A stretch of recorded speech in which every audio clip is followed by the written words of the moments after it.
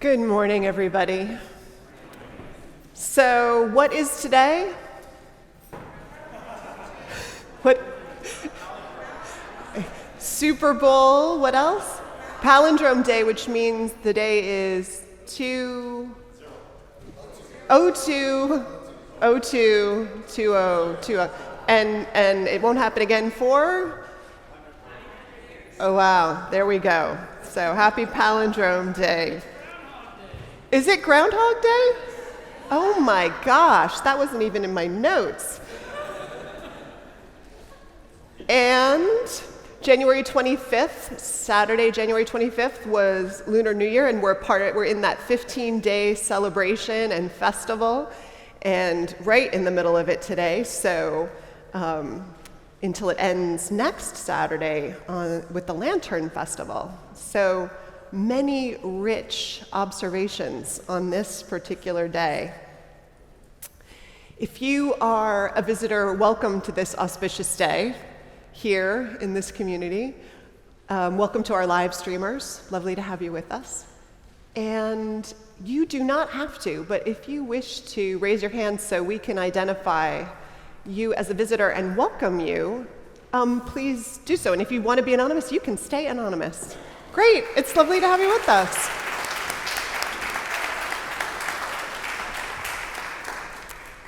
Thank you for being here.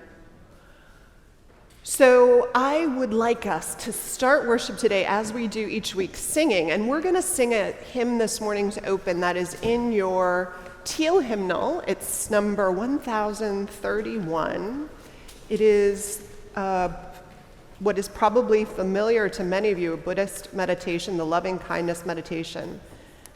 Set to music, please rise as you are able in body and spirit as we sing it together. And it's new for us, so join in that spirit. Do you guys need a hymnal?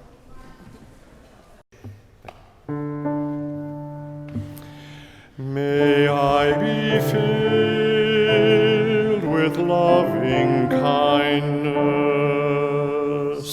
May I be well.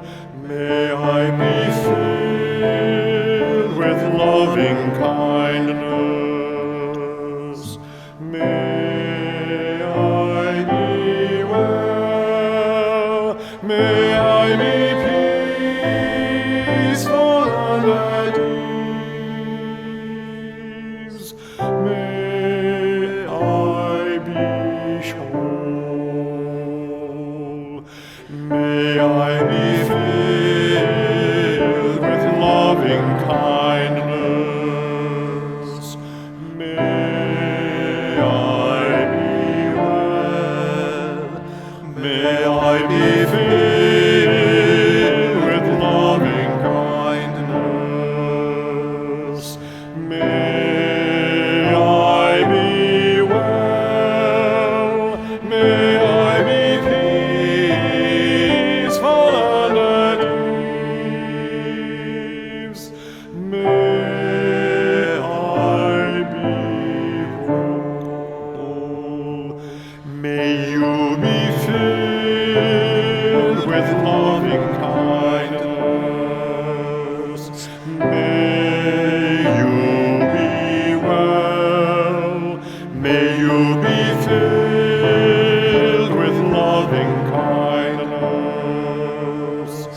May you be well. May you be peaceful and at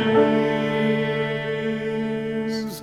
May you be whole.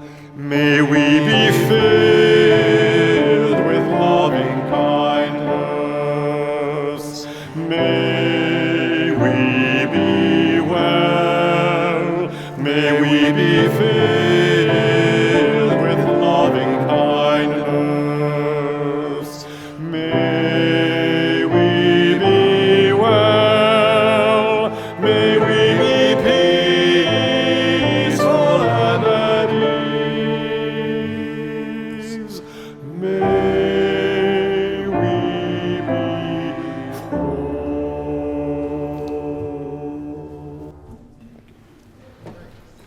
now please join in the words of the chalice lighting, which are in your order of service. We light this chalice for the light of truth, the warmth of love, and the fire of commitment.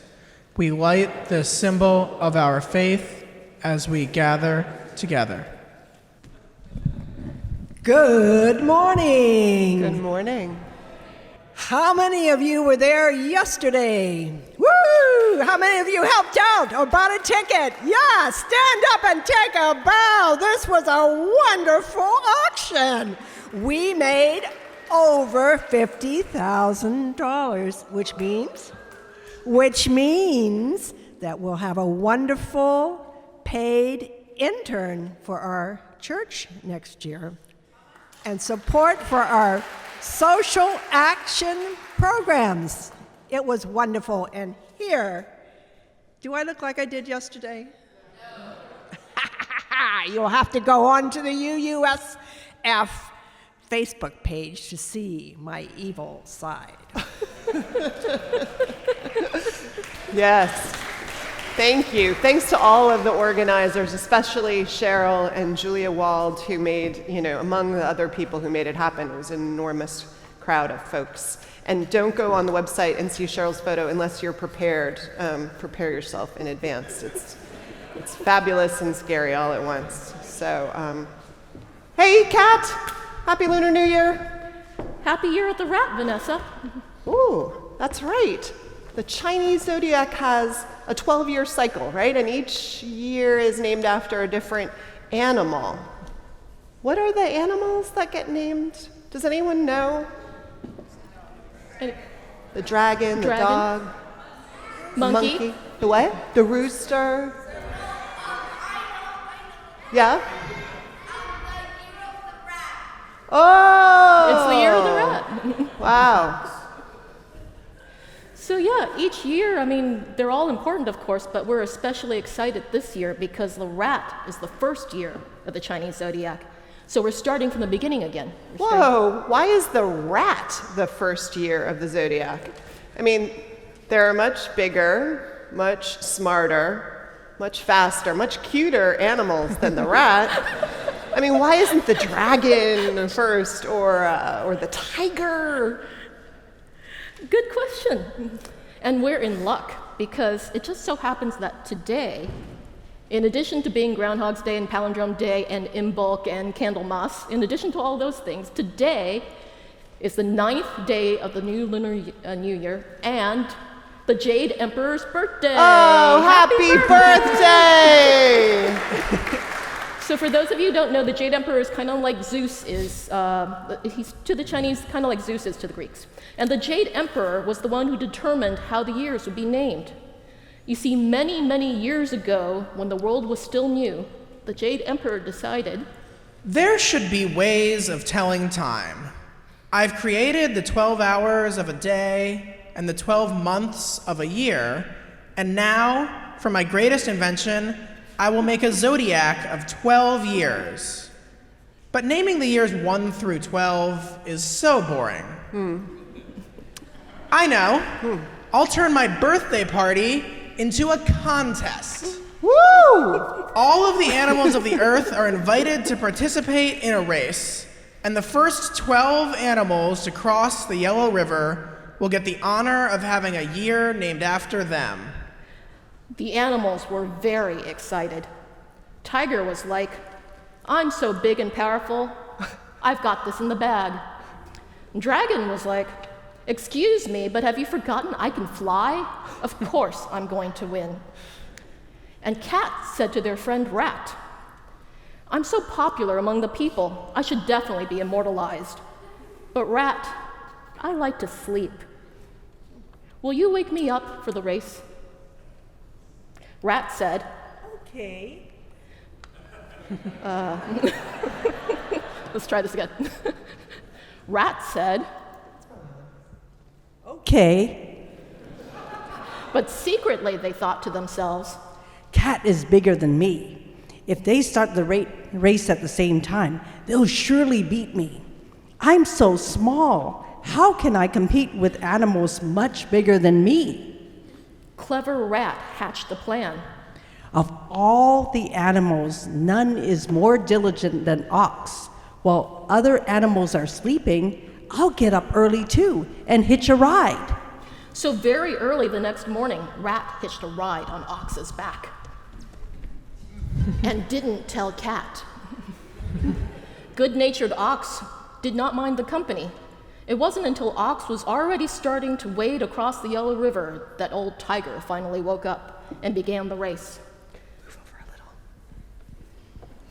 Dragon, on the other hand, got distracted and started chasing the sun.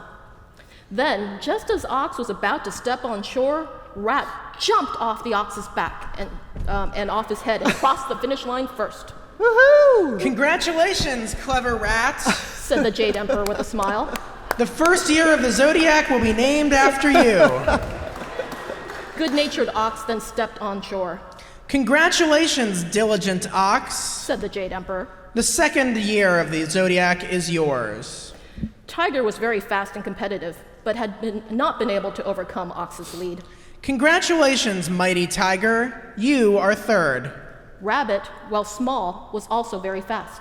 Congratulations, deft Rabbit. You are fourth. Dragon finally remembered that they were in a race and stopped chasing the sun. Congratulations, charismatic Dragon. Everyone loves you, and you are fifth. Followed by Snake, Sixth, Horse and Goat, seventh and eighth, and Monkey, who had been distracted by trees and nuts, ninth, and Chicken and Dog. 10th and 11th. Then finally, even Pig, who had a reputation for not being the most industrious animal, even Pig crossed the finish line. That'll do, Pig. 12th. And that fills our calendar. Congratulations to you all. You will be immortalized in the Zodiac, and humans will read horoscopes with your names in them. Poor Cat woke up just in time to learn that they were forever excluded from such fame. And that is how Rat became number one, and why cats hate rats.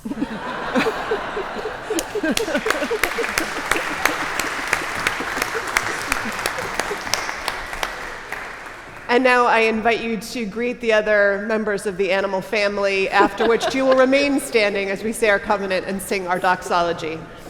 Why don't you tell each other, if you remember, what animal you are?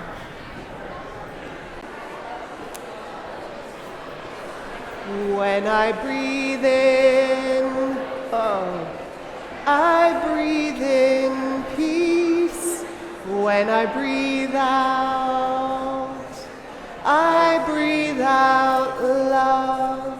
When I breathe in, I breathe in peace. When I breathe out, I breathe out love. When I breathe in, I breathe in peace. When I breathe out, I breathe out love. When I breathe in, I breathe in peace. When I breathe out, I breathe out love. And now please stay rising for the spoken covenant and sung doxology. The words are in your order of service.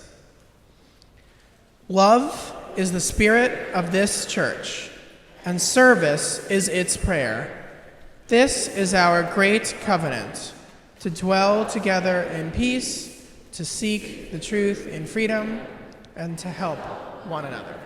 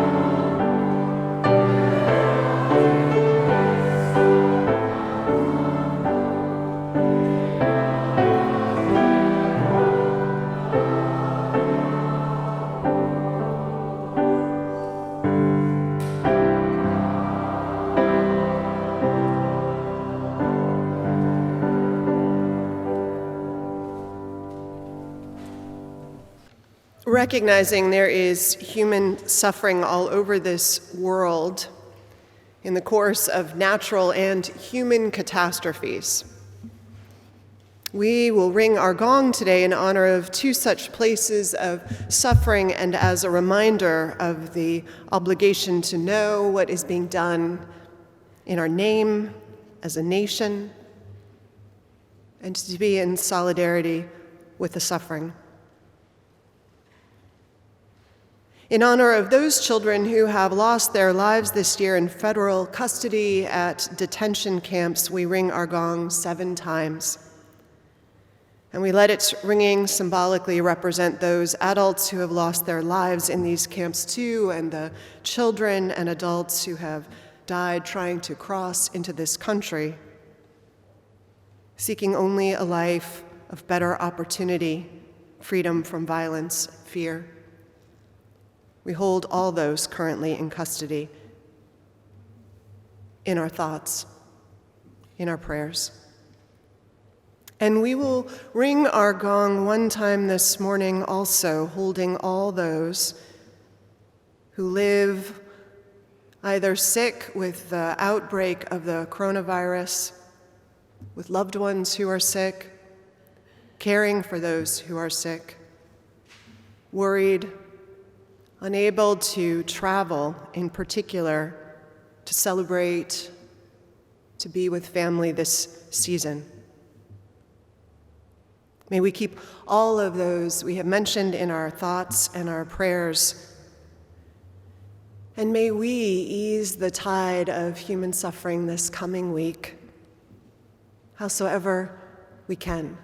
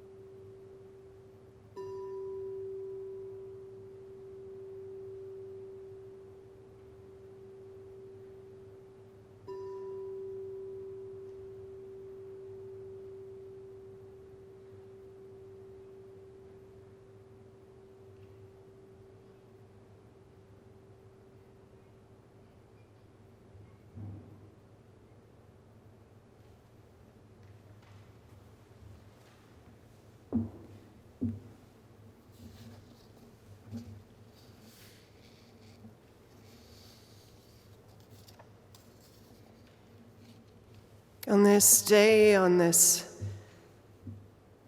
festival season,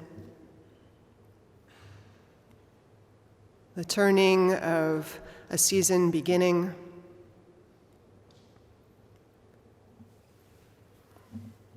on this day when the gladiators in our portion of the world, red and gold warriors of our city, meet in the stadiums of glory and defeat. In this moment in our lives, wherever it is we find ourselves,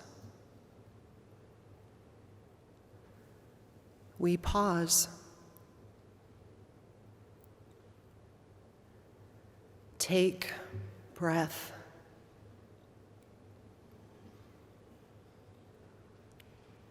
Feel the earth under our feet.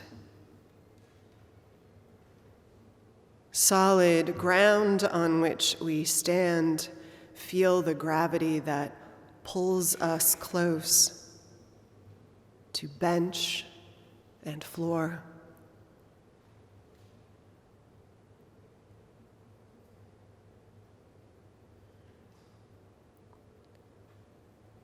and safe for this moment.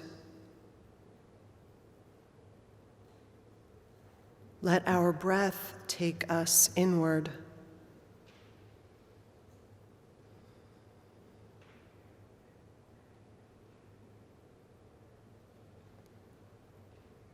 Pull back the parts of ourselves threaded into the world, back to the core, inside for a time.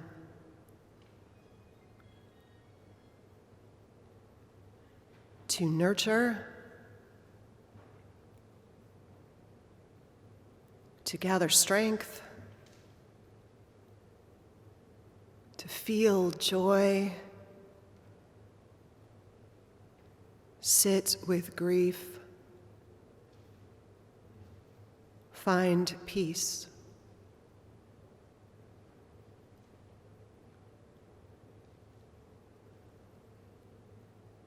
Let us breathe and go inward together for a moment.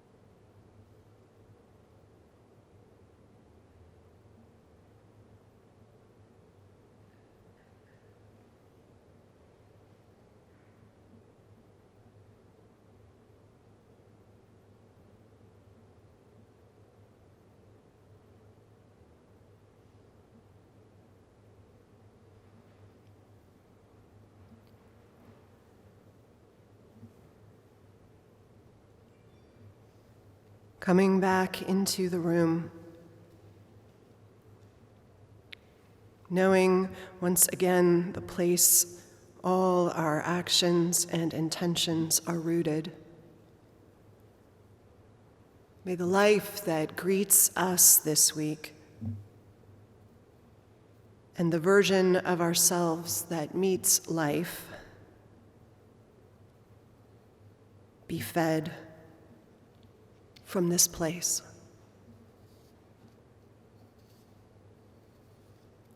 Amen.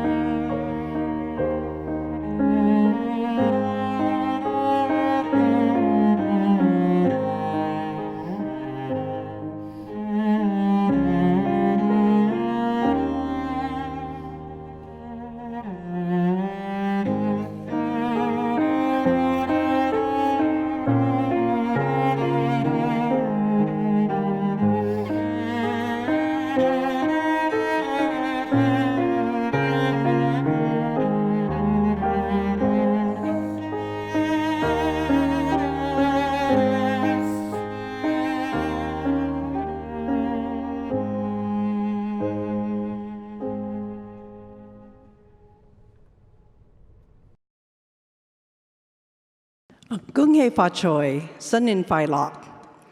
Born in Hong Kong and raised by adoptive Chinese American parents in Hawaii, the Lunar New Year was the biggest holiday of the year for me.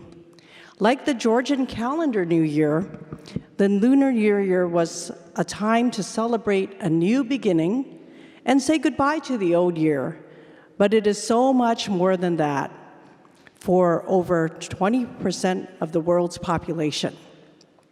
Back to my childhood in Hawaii, where my parents did their best to start the new year right by planning large family gatherings with our many extended relatives, decorating the house with red pieces of paper, with gold characters expressing the New Year's greetings, preparing red lucky money packets for the children, cleaning out the house, cooking once a year traditional recipes, and going down to Honolulu Chinatown to watch the lion and sometimes dragon dance, plus fireworks, of course.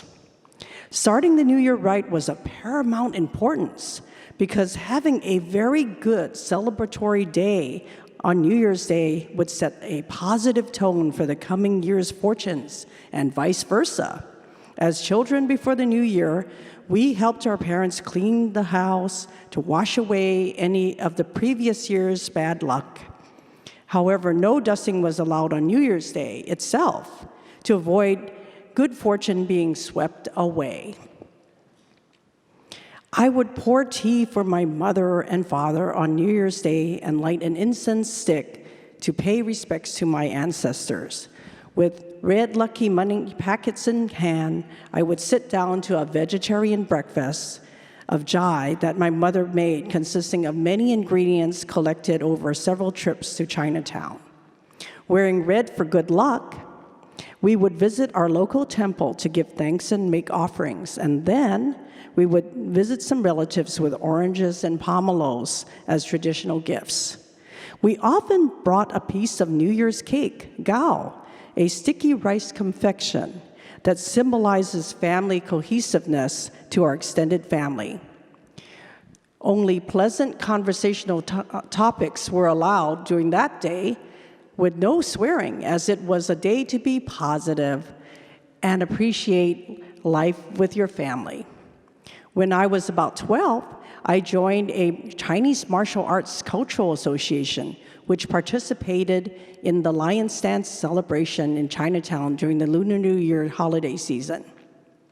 It was very exciting and a little dangerous to be performing the dance in the middle of exploding firecrackers. Each Kung Fu club was assigned a street in Chinatown, and the merchants would put up a lucky money packet at the top of with green leaves at the top of a long firecracker string. The firecracker string was lit, the string was progressively lowered while the lion danced around it. Finally, the lucky money packet was within reach, and after a series of maneuvers, the lion would be able to eat the packet, which helped support the Kung Fu schools. Now, more than several decades later, I feel deep gratitude for having my loving parents and a large extended family in Hawaii who all kept me connected to Chinese culture through the Lunar New Year traditions. Many adoptees from China did not have much exposure to Chinese culture while growing up in America. When I cook lohan jai and nian-gao, I remember my mother fondly. And when I wear red, I remember my father wearing his red aloha shirts during New Year's Day. Thank you, Mom and Dad. And happy 4717 to all.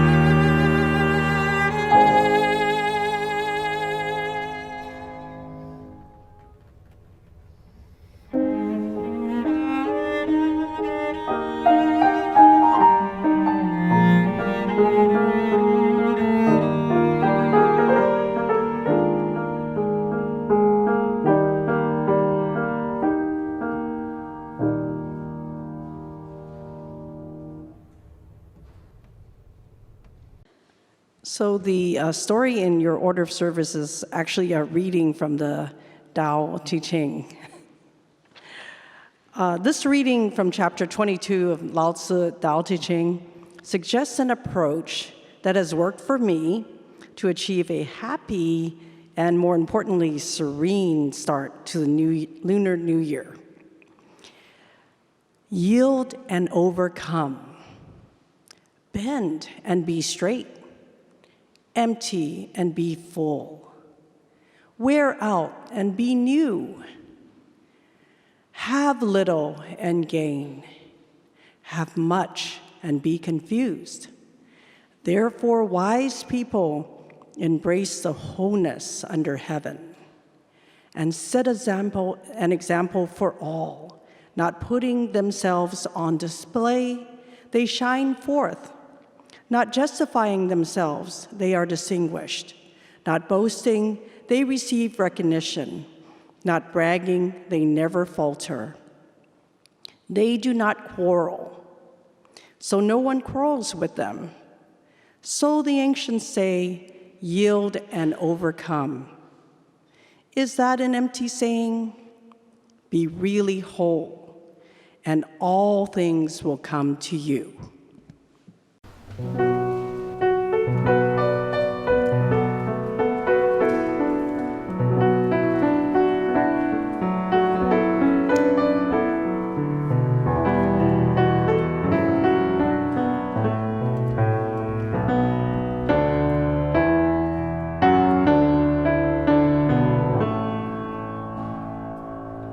Faith is a forest in which dogs play and hide.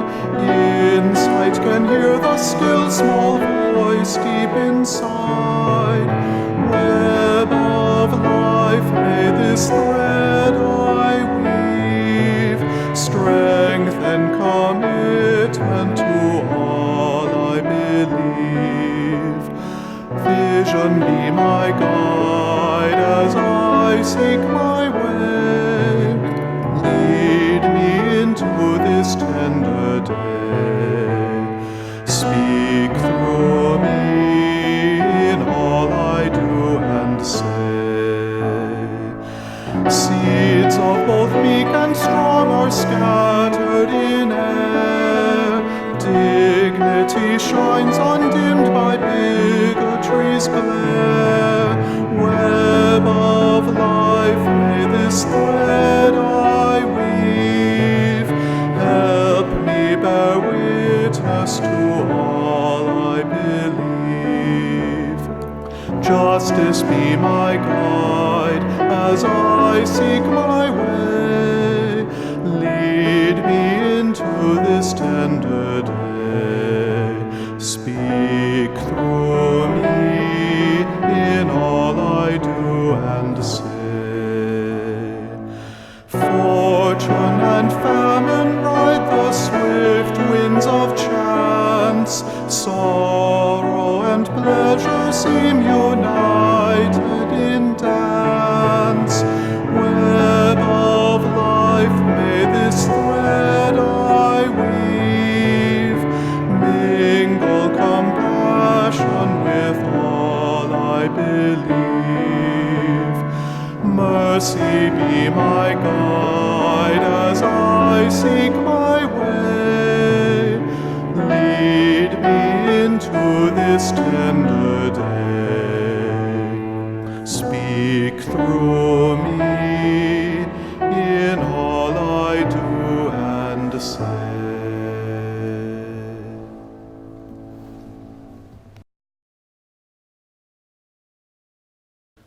I don't know where it started. Maybe the Unitarian branch of our family, loving and valuing reason and intuition and personal experience, maybe they realized Christianity wasn't the only place where wisdom gleaned from intuition and reason and experience showed up. So they started to open up the library of human wisdom worldwide for us to consider. Or maybe it was our theological ancestors on the other side, the ones who believed in this all-loving force at the heart of the universe. Maybe it was from that starting place to a quick connection from there to the fact that it didn't really make sense. It didn't follow that this being would damn anyone, no matter what religion they were. And from there, a logical step, I suppose, to wondering why that being wouldn't, if they were able, which they were supposed to be, to offer wisdom and send down truth translated into every language and infused into stories and teachings in every culture. Either way, both traditions came to a similar conclusion. The Bible and the Christian tradition, they weren't the only game in town. There were sacred texts and things to learn in the search for truth and meaning everywhere.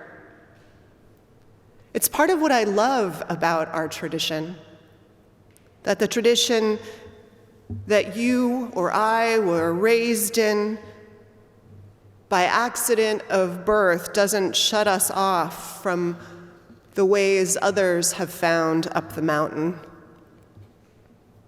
Theologically, philosophically, it's a perk, I guess you could say, that we get permission to study with open hearts and minds all philosophical and cultural and religious traditions. The pitfall, however, the danger, of course, is that each culture and tradition we look to outside our own, well, every one of them is layered in history, right? And nuance of place. So to even try to understand the wisdom of a story or tradition as it was intended is very difficult, maybe impossible, without careful study for sure, without a guide, more than one, so you see it from angles as myriad as possible. Well, this morning that means I'm very grateful and feel like we're lucky to have Lori Lai and Kat Lou here with us. Kat Lou, where did you move? As part of the service. For them and for other members of this community and for people in our city, Lunar New Year is a festival and a tradition of great significance, and it feels important to weave it into our shared life, increasingly weave it in. Over time, looking always at who makes up this place and its people, its context, I see us gathering our own liturgical calendar, one that fits who we are and who comes to join us over time, and will include, as it always does, already does, so many traditions and holidays that we know are important already here as grounding inspiration. And we won't pretend when we do this, as you well know, that what we do here will be what you'll find in the temples and churches or communities of origin in which those traditions originated. But with luck and an eye toward deep reverence and care, we will bring them in to this conversation among us and listen for these deeper strains of why and what and to what end this particular holy day or festival is one that our members and friends have found year after year helps them hold together better and stronger and more joyfully through this life. So here we are in one such moment. It may not surprise you that I did not grow up in a family that celebrated Lunar New Year. We were all sun-focused and 100% Gregorian. That we never talked about it. It was the calendar we swam in. And Lunar New Year wasn't part of my family's heritage or traditions, but it did come into our lives in small ways. The closest I came was my mother's colleague, a Chinese American woman who every year, starting when I was a small girl, would send a red envelope home with my mother. Or sometimes my mom would demand that I walk the half-mile to the hospital where she worked to accept it in person. I always loved those ornate, gorgeously decorated envelopes. And inside were these crisp dollar bills that I knew were lucky, though I didn't really know why. When I moved out after college on my own, I found a whole stack of those envelopes in my closet, too lucky to risk spending, I think. I continued to get them for years. When I asked my mother once why this was, since I had become an adult by then, Mom said, "Chow is going to give them to you for as long as you're single." It was then that the envelopes felt a little pressured every year. I think Chow even started to send me 2 envelopes at one point.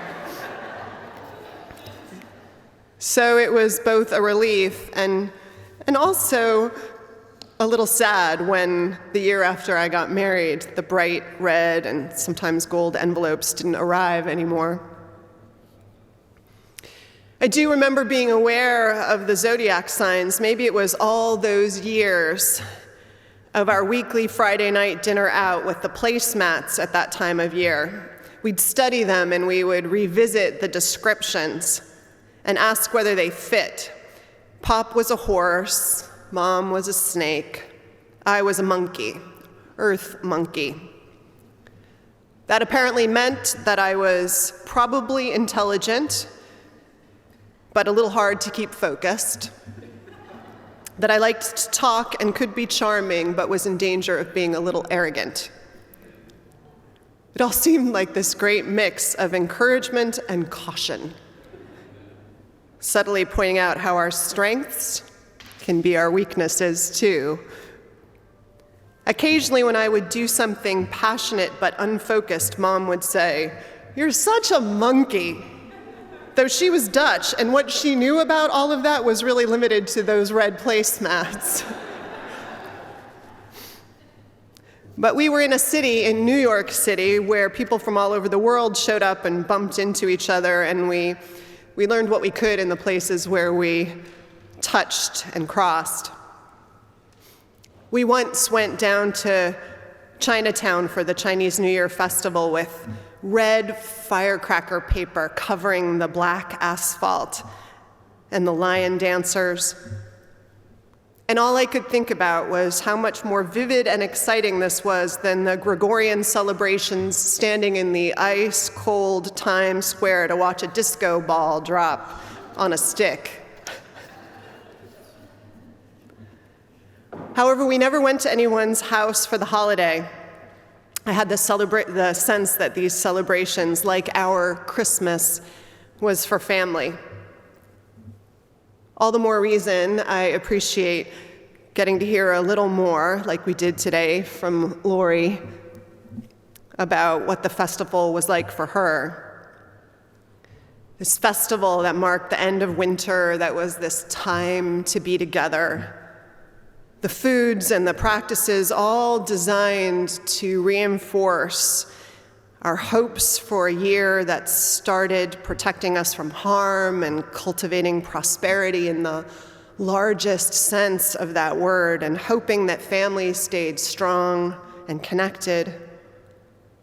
And this year, the complicated rat, holding up for us the complications in life's journeys with ourselves.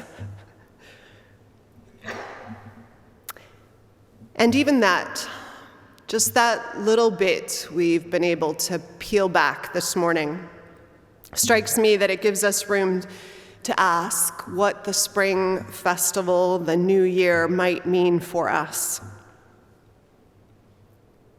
So let me offer 4 possibilities for reflection. This new year, maybe it's a chance, after a warm week in which winter in San Francisco really does feel like it might be on its way out, to reflect on the wintry places within, ones that might be over. To wonder what buds, like those on the cherry blossom pushing their way out from their hiding places, might be there in us. So let me ask you, what might you bid farewell to make room for something new, some new life?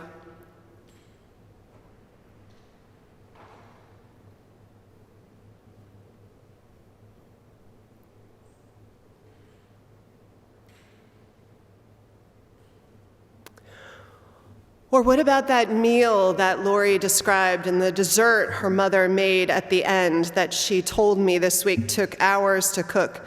Nian Gao, is that what it's called? Nian Gao. She brought in some. It's sweet and sticky, and it was meant to symbolize family and the need to stick together. I mean, it was really sticky.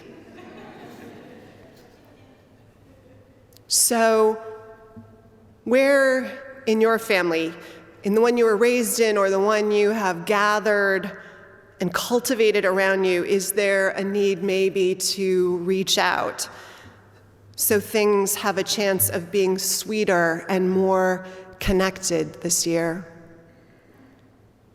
Where or to whom might you reach out?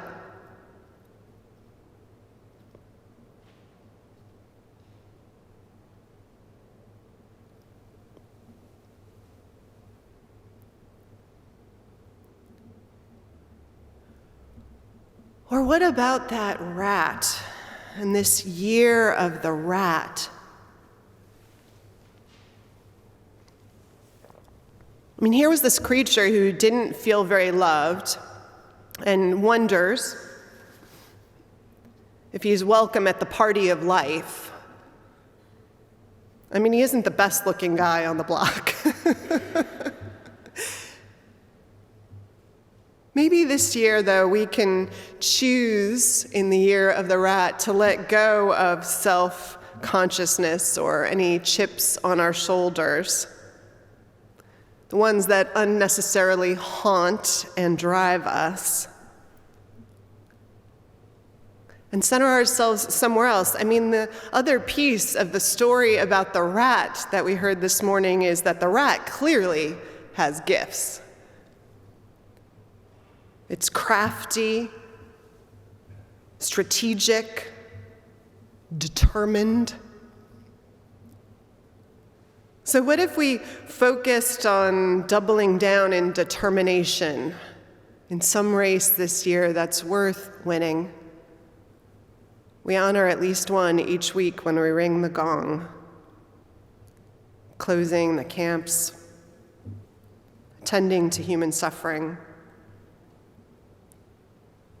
Or where do we focus instead on our gifts and liberate them? Where's a place you want to double down on an endeavor and throw yourself in wild abandon toward it?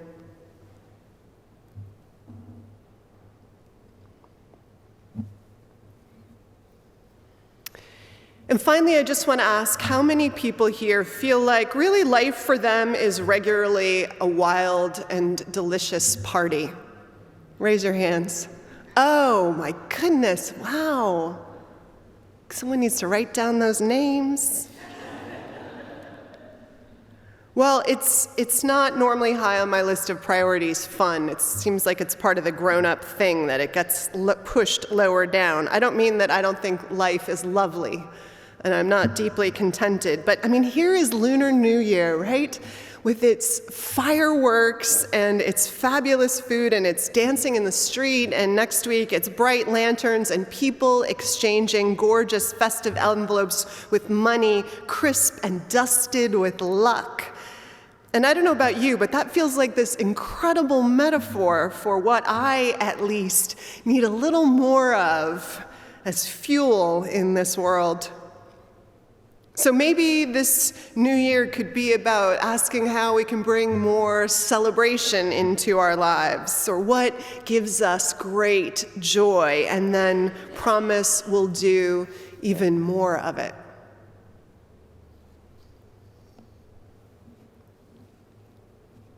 So let me ask you to do something super corny. Hold your right hand up and repeat after me. I am saying goodbye to wintry things and making room for new life. I will reach out to those relationships I want to make more sweet and deeply connected. I will cast off self-consciousness and brush chips off my shoulder. Liberate my joy and gifts for life. And leap into endeavors that matter with heart. This I promise, as the cherry blossoms seek to bloom, and the world turns to the beginning of this new year.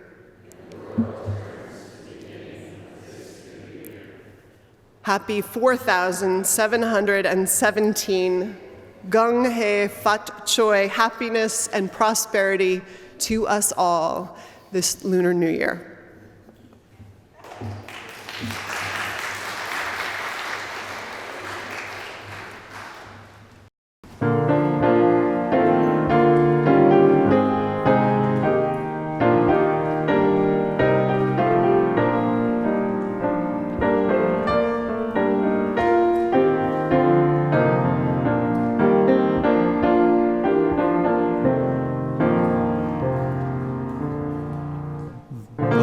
Ceaseless flow of endless time, no one can check or stay.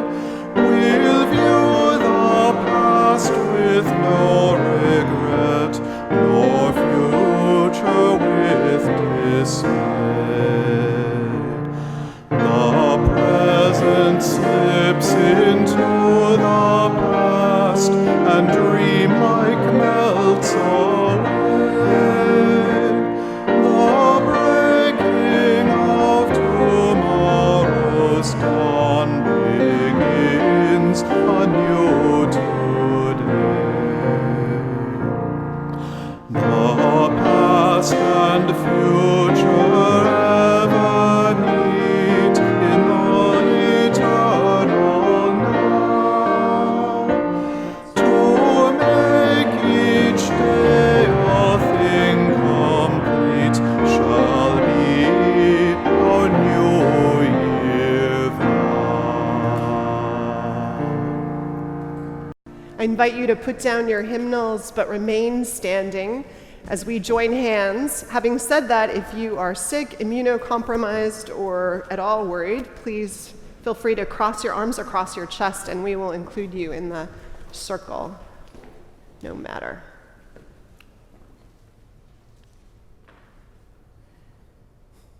And now in our comings and our goings, may the light of love shine upon us. Out from within us be gracious unto us and grant us peace.